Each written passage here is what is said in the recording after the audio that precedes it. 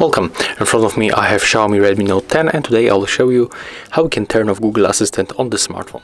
So at the first you have to go for Google app. Next you have to go for the more, tap on the settings, go for the Google Assistant and scroll down until you find general settings. I just missed them, it will be right here. Right now, to turn it off, you have to simply tap on the switcher into the Google Assistant and click turn off to confirm. And as you can see right now, it is not working. So when you try to open it, it is disabled. So if you find this video helpful, remember to leave a like, comment and subscribe to our channel.